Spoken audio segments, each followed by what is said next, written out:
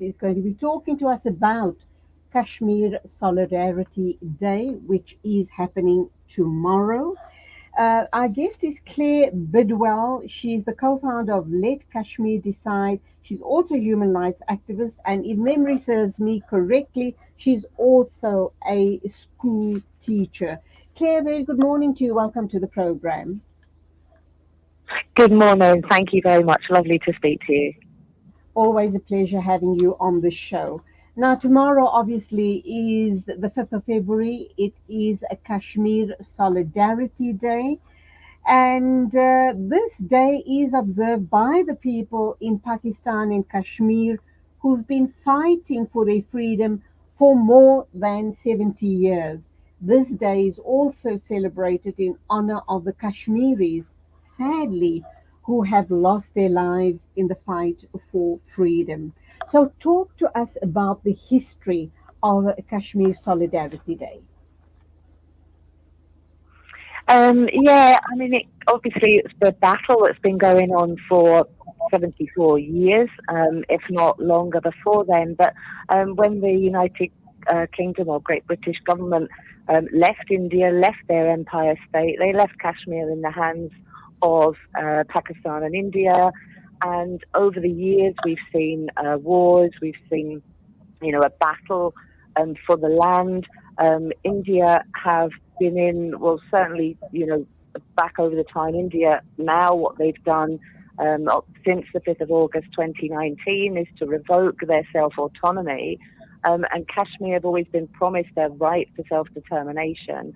With India going in 2019, they've revoked that right for them, gone in illegally occupied, continued their gross human rights violations, and it's the most heaviest militarized zone in the world, and breaking international laws, breaking Geneva Convention by changing the demography of the land now, continuing their onslaught through it. So it's kind of, as a UK citizen, knowing that a lot of this was left at the hands of the Great British government, that's where, and I think they have a moral duty and obligation to go back and ensure that Kashmiris have their right to self-determination as promised within the United Nations resolutions, because that's what happened back in 1947-48 when they left, that they were to have the right to decide their own future, which to Okay, this date still hasn't happened. we do know that since the time of partition, this conflict has been absolutely ongoing, and it seems to be getting progressively worse as the years go by. We do know that the British colonialists were responsible for this mess that we see Kashmir is, in, and this ongoing possible Yes. conflict between India and Pakistan. Is there a remote possibility, Claire, that Britain, the British government, could mediate, get involved, and try to resolve this issue for once and for all? Because it is getting progressively worse. Lots of lives are being lost in this ongoing issue. And it's a very beautiful part of the world of the Indian continent. And it is sad that it has degraded to the state where it has to right now. Yeah, absolutely. I agree with you. It's a horrendous situation. I think, there's always hope. Sadly, as everything looks just now, within the balance of the world, and certainly over the last 2 years, the speed that Modi's going through Kashmir, frightening. And obviously, his hope, I guess, by changing the demography is that if it comes to let Kashmir decide, that they've changed the balance of the votes, as it were, or more Hindus as opposed to Muslims, that they will then vote to go with India. I think, our hope is that, by bringing the people to this and through raising awareness, that what we can do is then encourage people to put their pressure, as it were, to encourage their governments, worldwide, but, so that they can also encourage the UK government. We always hope that, they will come up and step up. They're obviously a holding power of the United Nations. And the United Nations should be functional. It should do the job that it is set up to do. It was obviously brought in after World War II, and not wanting to see those same situations again. And sadly, we're seeing that. So, you know, unfortunately, I can't see it at the moment, in a near time, within the next few months or 6 months, but we have to believe that there is. We could wake up one day and something's changed, something's different. But I think it's up to the people to make sure we let our government know that that is what we want. And so we need to build the solidarity movement, I believe, and in my opinion, to bring more people to this cause and raise that awareness. And I think that's where the hope is. And yeah, I mean, I do believe, I keep the faith, I keep going within this battle. Otherwise, if I didn't believe there was a hope, I would just give up. I think many other people were. So I really hope so. Sadly, it doesn't look like it's imminent. But just say there's always hope.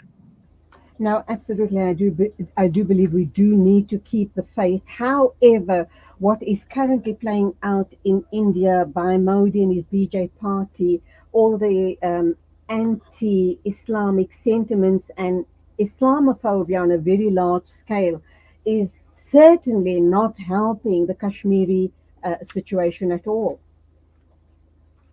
No, absolutely not. And I mean, obviously, if there was a change of government in India, then that could change things. I mean, we're seeing a government that's a dictatorship.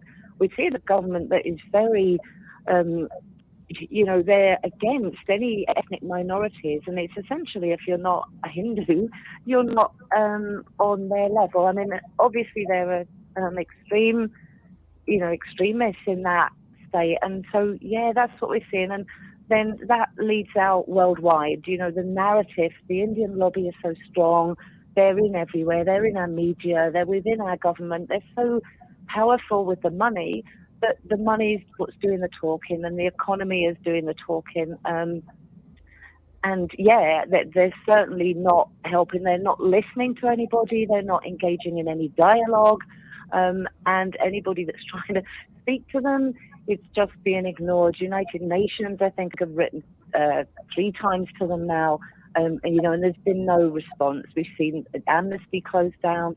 We're now seeing, human rights defenders locked up, and main media channels being closed up, and as well as journalists being locked up. So they're really trying to silence democracy and silencing the voice. So certainly, without a doubt, this Indian government are not just a danger to Kashmir, but I think with the way they're acting towards Muslims, towards any ethnic minority, to people in general, they're a danger to humanity. Okay, now we do know that this issue, the Kashmir issue, has been raised by Pakistan on a global level. Unfortunately, international leaders and the United Nations haven't been successful in solving the problem. However, the people of Pakistan continue to support the people of Kashmir in their fight towards their goal by celebrating Kashmir Solidarity Day, which is happening tomorrow. What sort of focus is happening this time around in terms of this? Say that again, sorry. Carry What's on, Claire. happening on the 5th, the kind of focus? Is that what you're asking? Yeah. Yeah. Well, obviously, it's good to see there's lots going on. It's happening on all levels. So we're seeing it on social media, many Zoom conferences, international ones that are linking with many people in powers of government, in powerful positions that can make a difference. There's international work going on with regards to legal steps against the UK government. Against the Modi government. So lots of people in positions of power, many different movements. There's lots of demonstrations. We're seeing digital buses. We're seeing protests outside the Indian embassy. And again, worldwide. For Let Kashmir Decide, what we do every 5th of every month is have a solidarity event where we join with people globally with our cups of tea, and we use the hashtag solidarity for Kashmir and encourage people to have their cups of tea. So any event or anywhere people are attending, they can have this symbolic cups of tea, and that's joined worldwide as well. So I think there is the growing, Pakistan have done a lot of work on the diplomatic level. They've done a lot of work within countries and visiting mosques in other countries and reaching out to people and sharing that word. So I can see, I believe, as compared to last year or the year before, that the growth for the Solidarity Day, for the Solidarity movement, for the Kashmir is become highlighted. And so it's good to see many people involved in that, because that's how we'll reach other people in the world, just by informing, by educating, and letting people know what's going on.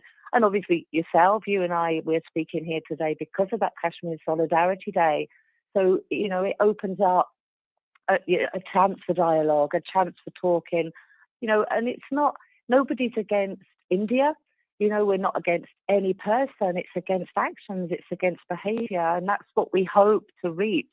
It's a humanity problem. And as humans, we need to solve this. So it's good to be able to reach as many people as we can, and have that dialogue and express concern that we want peace and we want to see a solution to this.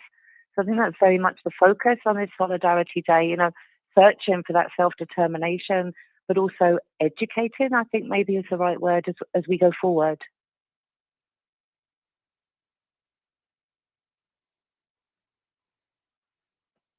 Hello, are you still there? The Hello? Kashmir. Can you hear me, Claire? Hello? Yeah, Claire, hello, can you hear me? I can hear you. Can you hear me clearly? I can hear you now, yes. I think the signal might Okay. have dropped a little. Okay.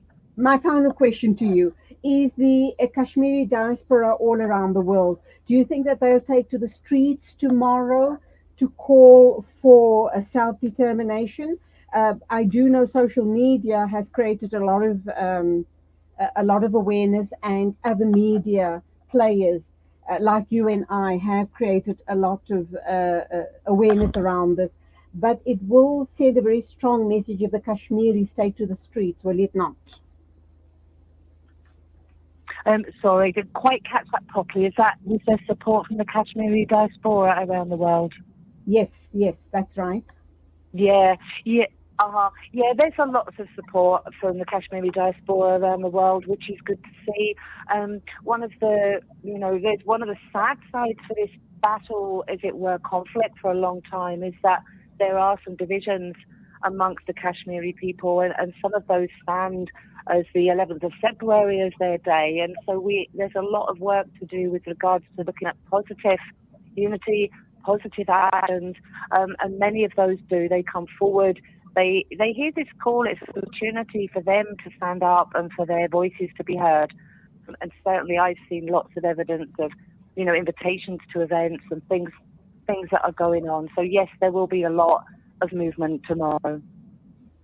Claire, let's leave it there. It is 9:30 a.m. Central African time. Keep up the amazing work for the Kashmiri people. Until the next time, when we do speak again, do keep safe, and thank you for your time. Oh, I will do. Thank you so much. A pleasure talking to you again. Bye-bye. Bye.